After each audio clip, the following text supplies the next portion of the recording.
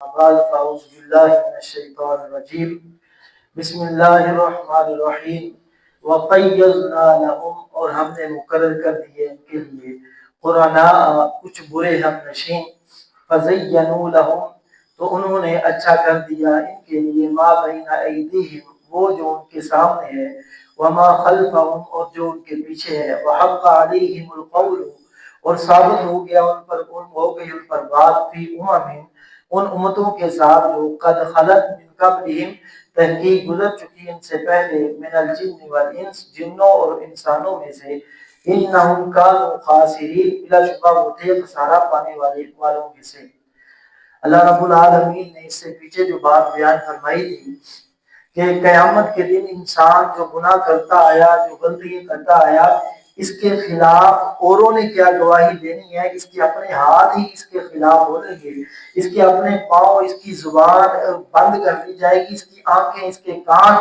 وہی اس کے خلاف گواہی دیں گے کہ یہ غلطی کرتا تھا، یہ گناہ کرتا تھا۔ بندہ کہے گا کہ میں تمہیں بچانے کے لیے اللہ کے سامنے اس بات کا جھوٹ بول رہا ہوں کہ میں غلطیاں نہیں کرتا تھا۔ اللہ تعالیٰ فرمائیں گے کہ اس وقت آپ کے جسم کے اعضاء کہیں گے انطقنا اللہ الذی انطق کل شیء، ہمیں اس ذات نے بولنے کا حکم دے دیا ہے جس نے ہر چیز کو بولنے کی اجازت دی، جس نے زبان کو بھی بولنے کی اجازت دی۔ اب اللہ تعالیٰ فرماتے ہیں کہ لوگ گناہ کیوں کرتے ہیں، غلطیاں کیوں کرتے ہیں، خطائیں اور غفلتیں کیوں کرتے ہیں، کہ ہم نے ان کے لیے مقرر کر دیے ہیں، شیطان کی طرف سے ان کے لیے مقرر ہیں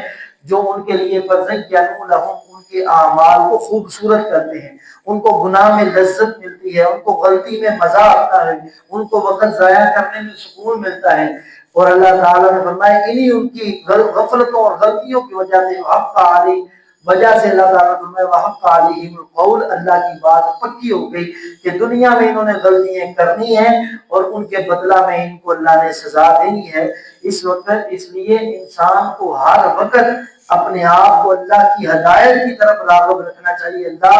میرے لیے نیکی کو خوشگوار کر دے، نیکی کے کام کو خوبصورت کر دے، جو گناہ کی لذت ہے وہ ختم کر دے۔ شیطان کا سب سے بڑا یہی بار ہوتا ہے، وہ گناہ کی لذت آپ کے سامنے لاتا ہے۔ یا 2 کی جگہ 4 روپے کمائے گا تو تجھے آسانی کا رزق ملے گا، تو تھوڑا سا یہ غلط کام کر لے گا تو بعد میں توبہ کر لے گا، ابھی تو مزہ آئے گا۔ یہ وقتی لذت دے کر انسان کو شیطان گمراہ کرتا ہے۔ آگے اللہ فرماتے ہیں وقال الذین کفروا، اور کہا ان لوگوں نے جنہوں نے کفر کیا لا تسمعوا لهذا القرآن، نہ تم سنو اس قرآن کو، والغوا فیہ اور شور و غل کرنے لگ پڑتے اس وقت،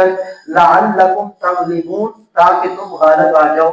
تو اللہ تعالیٰ نے اب قرآن پاک سے غفلت کرنے والے لوگوں کے بارے میں فرمایا۔ کفار مکہ، قریش مکہ کا یہ حال ہوتا کہ جب نبی پاک علیہ السلام قرآن کی تلاوت کرتے، قرآن پڑھتے تو وہ لوگوں کو اس بات کی تلقین کرتے لا تسمعوا لهذا القرآن، اس قرآن کو نہ سنو۔ اللہ اکبر۔ اور اس کے الٹ کیا کرتے کہ جب قرآن کی تلاوت ہوتی شور و غل کرتے تھے، اپنی اپنی آوازوں کو بلند کرتے تاکہ جو لوگ بیٹھے ہیں قرآن سننے کے لیے ان کو سمجھ ہی نہ آئے، ان کو پتہ ہی نہ چلے قرآن پاک میں اللہ تعالیٰ کیا فرما رہے ہیں۔ تو یہ کافروں کی عادت ہوتی ہے کہ قرآن سے بھاگتے ہیں اور لوگوں کو بتاتے ہیں، مصروفیات میں ہو جاتے ہیں۔ مومن بندے کا کیا حال ہے، اذا تلیت علیہم آیاتہ زادتہم ایمانا، جب ان کے سامنے قرآن کی بات آ جائے، قرآن کی آیات آ جائیں، قرآن کی